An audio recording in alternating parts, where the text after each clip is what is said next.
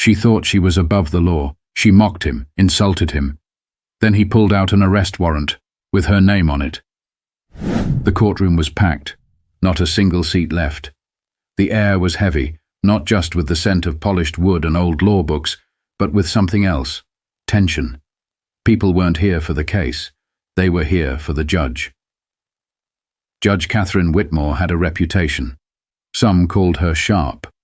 Others called her ruthless. But there were plenty who called her something else: unfair, especially to people like Detective Brian Foster. He sat on the witness stand, his posture straight, his face unreadable. He'd been through this before, testifying in cases, presenting evidence, answering questions. But today felt different. Not because of the case. That was routine. A drug possession charge, the kind of thing that moved through the system like clockwork. No, the real reason today was different sat just a few feet away from him, wearing a black robe and a permanent smirk. Judge Whitmore leaned forward, adjusting her glasses as she eyed him like he didn't belong there. "Detective Foster," she said, dragging out his name like it was an inconvenience. "Before we waste any more time, let's get one thing straight. Your testimony is based on what? Your expert opinion." Her voice was like a slow-acting poison, laced with condescension. Brian didn't flinch. He'd heard worse. "With all due respect, Your Honor," he said calmly, "I'm testifying based on evidence collected at the scene. Facts, not opinion." Whitmore scoffed. "Facts." She leaned back, tilting her head. "And we're supposed to believe that you, what was it, 10-year detective?" 14, Brian corrected, keeping his voice even. She smirked. 14 years. And in those 14 years, you suddenly developed the ability to read minds. There were a few chuckles from the defense table. Brian kept his face neutral. "No, Your Honor, just the ability to investigate." The smirk disappeared. She didn't like that. "Let's be honest here," she continued, her voice sharpening. "Officers like you, well, let's just say some of us have learned not to take your kind at face value." Silence. A heavy, deafening silence. People shifted in their seats. A few eyebrows raised. Even the defense attorney, who had been grinning a moment ago, suddenly looked uncomfortable. Brian let the words sit. He'd learned a long time ago that reacting too fast, too strong, was exactly what people like Whitmore wanted. Instead, he met her gaze. "My kind, Your Honor." Whitmore waved a dismissive hand. "Oh, don't play the victim, Detective. I'm just saying what everyone's thinking. Let's stick to the case and keep personal bias out of my courtroom." Personal bias. The irony was thick enough to cut. But Brian wasn't here for a fight. He had a job to do. What the judge didn't know, so did he. And she was about to find out just how well he did it. But first, she had more to say, more rope to give herself before the real reckoning began. A murmur rippled through the courtroom, low but undeniable. People exchanged looks. The clerk shifted uncomfortably in her chair. The bailiff, arms crossed, stared straight ahead, his jaw tight. But Judge Whitmore? She looked pleased. She tapped her pen against the desk, eyes locked on Brian like a predator watching prey. "Detective, let's not waste everyone's time. We both know cases like these are built on assumptions." Brian inhaled slowly. He wasn't going to let her drag him into whatever game she was playing. "No assumptions, Your Honor. The suspect was caught with 200 grams of fentanyl. That's not personal use. That's trafficking. And the evidence speaks for itself." She raised an eyebrow. "And you're certain the arresting officers handled the case properly? No unnecessary force? No misplaced evidence?" Brian recognized the tactic. She wasn't questioning the case. She was questioning him. "With all due respect, Your Honor," he said, keeping his voice steady, "are you suggesting the officers involved acted improperly?" She smiled. A slow, deliberate thing. "Oh, I'm not suggesting anything, Detective. Just making an observation." A pause. Then she leaned in, voice dropping just slightly. "After all, we've seen cases like this before, haven't we? Certain officers seeing what they want to see, filling in the blanks with their own perspectives." The words hung there, heavy and sharp. She wasn't just implying bias. She was making it clear. She didn't trust him. Not because of his record, not because of his experience, because of who he was. A low cough from the prosecution table. Even the defense attorney, clearly enjoying the show, had the good sense to look down at his notes. Brian let the silence stretch. Then, carefully, he said, "If you have a problem with how the case was handled, Your Honor, I'd be happy to walk you through every step of the investigation." Whitmore laughed. Actually laughed. "Oh, no need, Detective," she said, waving him off like he was a waiter bringing the wrong order. "I'm sure you believe you did everything by the book, but let's not pretend every officer who takes that stand is a saint." More murmurs. Someone whispered something too low to hear. The tension in the room had shifted from uncomfortable to electric.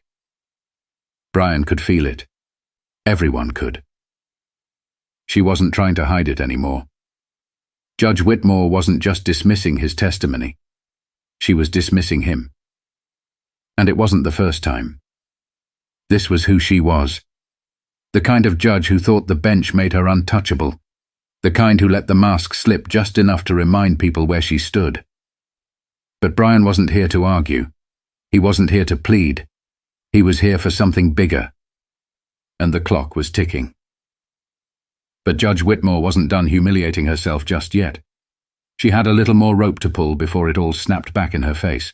Judge Whitmore leaned back in her chair, her smirk widening. She was enjoying this. The power, the control. She thought she had the upper hand. "Tell me, Detective," she continued, her voice light, almost playful.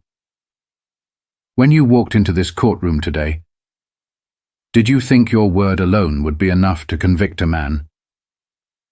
Brian tilted his head slightly, watching her. She was setting something up. "I don't expect my word to be enough, Your Honor," he said evenly. "That's why we have evidence." She chuckled. "Oh, evidence." She turned to the jury, shaking her head as if she'd just heard something ridiculous. It's funny how that word gets thrown around so easily these days. There it was. Whitmore wasn't attacking the case. She wasn't even attacking him anymore. She was attacking the very idea that the police, certain police, could be trusted at all. Brian took a slow breath, his fingers resting lightly on the witness stand. "I'd be happy to walk you through the details of the arrest, Your Honor," he said, his tone measured. "Or is there something specific you're questioning?" Whitmore gave a little sigh, shaking her head like he'd disappointed her. "Detective, I'm simply saying that in my years on this bench, I've seen my fair share of, let's call them, questionable testimonies." The meaning wasn't lost on anyone. The room was silent again, that kind of silence that made people hold their breath. Even the defendant, who, by all accounts, should have been thrilled to see a detective getting grilled, looked unsure about what he was witnessing. Brian didn't react, not yet, because he wasn't here to prove anything to Whitmore. He was here for something else entirely. Whitmore glanced at the prosecution table. "You don't seem very concerned about this," she said, addressing the ADA. "I'd assume a real prosecutor would have more questions about how this case was handled." The ADA, a young woman in her early 30s, shifted in her chair but said nothing. Smart. She knew when not to get involved. Whitmore sighed dramatically, then turned her gaze back to Brian. "Honestly, Detective, I don't even know how you made it onto the force." And there it was. The courtroom erupted. Gasps, whispers, a few outright muttered curses. Even the stenographer's fingers hesitated on the keys. Brian stayed perfectly still. Whitmore, for the first time, seemed to realize she might have gone too far. Just slightly. But she didn't back down. She never backed down. She straightened her shoulders, eyes locking with Brian's. "Let's keep your opinions out of my courtroom," she said firmly. Slowly, Brian nodded. "All right," he said. He reached into his jacket pocket. Whitmore's smirk returned, just for a second. She thought she'd won. She thought she'd shut him down. Then Brian pulled out a folded piece of paper. He opened it, smoothing it out carefully on the stand. When he looked up, his expression was unreadable. But his next words sent a shockwave through the entire courtroom. "Actually, Your Honor," he said calmly, "I was trying to be professional. But now it's official." A pause. Then, "You're under arrest." The entire courtroom froze. Whitmore blinked. The color drained from her face. But she hadn't even begun to understand just how bad this was for her. For the first time that afternoon, Judge Whitmore didn't have a response. Her lips parted slightly, her eyes darting between Brian and the paper in his hand. Then she laughed. It was short, breathy, forced. "Excuse me?" she said, her voice dripping with disbelief. Brian held her gaze, his expression calm. He wasn't playing a game. He wasn't bluffing. He unfolded the paper fully and read aloud, his voice steady. "Katherine Whitmore, by order of the State Bureau of Investigation, you are under arrest for obstruction of justice, bribery, and conspiracy to commit fraud." Dead silence. A ripple of shock moved through the room. The bailiff, who had been standing stiffly by the judge's bench, took a half-step forward, his expression shifting from confusion to something else. Realization. Whitmore's mouth opened, then closed. Her smirk was gone, wiped clean from her face. "What is this?" she demanded, her voice suddenly sharp, as if she could still command the situation into submission. "Is this some kind of joke?" Brian shook his head. "No joke, Your Honor." He placed the warrant on the stand, the official seal of the state gleaming under the fluorescent lights. "The Bureau has been investigating you for months," he continued. "Multiple cases dismissed in exchange for financial kickbacks, defense attorneys lining their pockets while you walked free. You thought no one was paying attention." Whitmore's breathing quickened. She turned sharply toward the prosecution table. "Ms. Lawson," she snapped at the ADA, "I assume you have something to say about this nonsense?" The ADA met her gaze. Then slowly she leaned forward, resting her hands on the table. "I do," she said, and then she flipped open a folder. Inside were pages, stacks of them.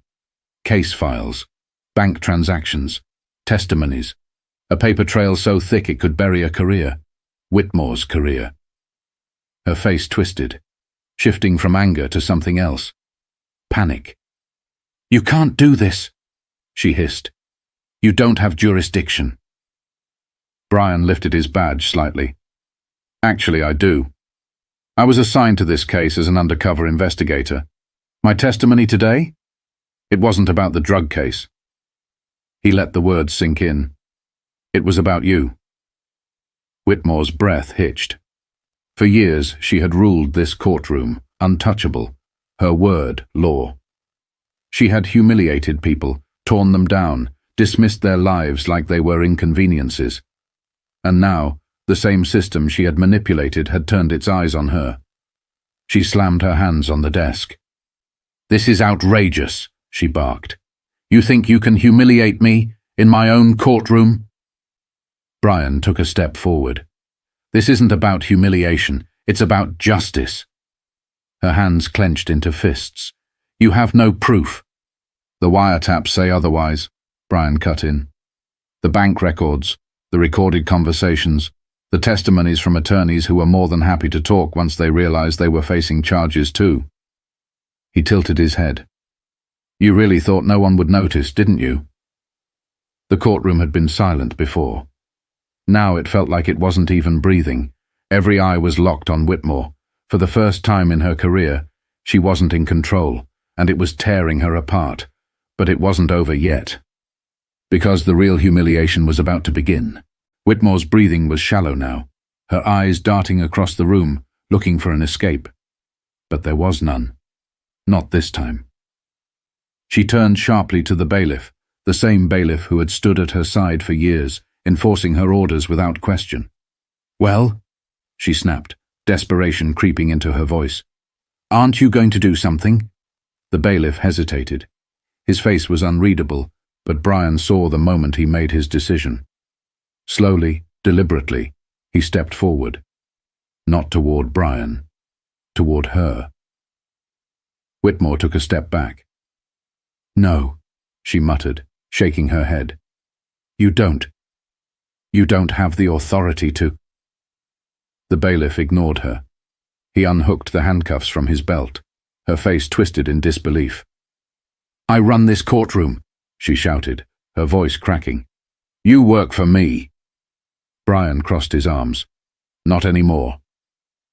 The bailiff moved behind her, and for the first time in her life, Judge Katherine Whitmore felt the cold, unyielding press of steel against her wrists. The click of the cuffs echoed through the courtroom. Gasps. A low murmur. The collective exhale of an audience that had spent years watching her tear people down, only to see her fall in the end. Whitmore's lips trembled. You can't do this to me." Brian sighed. "You did this to yourself." The ADA stood up. "Your Honor." She paused, correcting herself. "Ms. Whitmore, you will be remanded to custody immediately. You will await trial, just like every defendant who has stood in this courtroom before you." Whitmore's knees wobbled. She reached out, gripping the bench for support. "This is a mistake," she whispered. I am the law." Brian shook his head. "No," he said. "You were above the law. That's why you're here now." Whitmore turned wildly to the jury, to the attorneys, to the spectators in the gallery, people who had once cowered under her authority, but none of them moved. None of them spoke for her. Brian watched as reality finally sank in. For the first time in her life, Katherine Whitmore was powerless. The bailiff gave her a small nudge. "Let's go." She stumbled forward. As she was led past the prosecution table, her gaze locked onto Brian's one last time. There was no hatred there anymore, no smugness, only the quiet, suffocating weight of a woman who had just lost everything. Brian held her gaze, unflinching, and then she was gone. The heavy doors swung shut behind her, sealing her fate. For a long moment, no one in the courtroom moved. Then, slowly, the room erupted. Whispers, shaken heads, disbelieving murmurs. Some people laughed, a bitter, almost disbelieving sound. Others just stared at the doors, as if waiting for her to burst back in and demand that the last 5 minutes be erased. Brian turned, making his way toward the exit. Before he reached the door, a man in the gallery, someone he didn't recognize, spoke up. "Detective." Brian paused, glancing over his shoulder. The man gave a small nod. "Took long enough." Brian exhaled. Then he pushed the doors open and stepped into the hallway. But even as he left, he knew this was bigger than just one corrupt judge. There were always more, and the fight for justice wasn't over. Not even close. The courthouse steps were quieter than usual.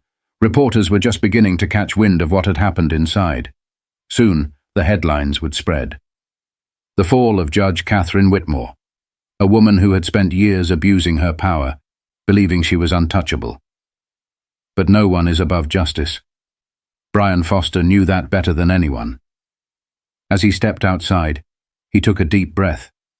The air felt different, lighter. But he also knew this wasn't the end. For every corrupt judge, there was another waiting in the shadows. For every wrongful conviction, there was another case slipping through the cracks. One victory didn't mean the fight was over. It never was. But today, at least, the system had worked the way it was supposed to. and that was worth something. Power doesn't make someone untouchable. It just makes their fall that much harder when justice finally comes knocking.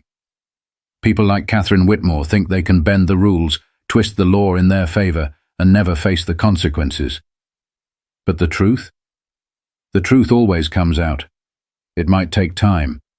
It might take patience. But corruption, arrogance, and abuse of power can only go so far before it all collapses. A question for you. How many more people like Whitmore are out there? How many times have you seen someone get away with something they shouldn't have? And more importantly, what are we going to do about it? If you believe in accountability, in standing up for what's right, then don't just sit back and watch. Speak up, stay informed, demand better. Because justice isn't automatic. It's something we have to fight for. And when we do, even the mighty will fall.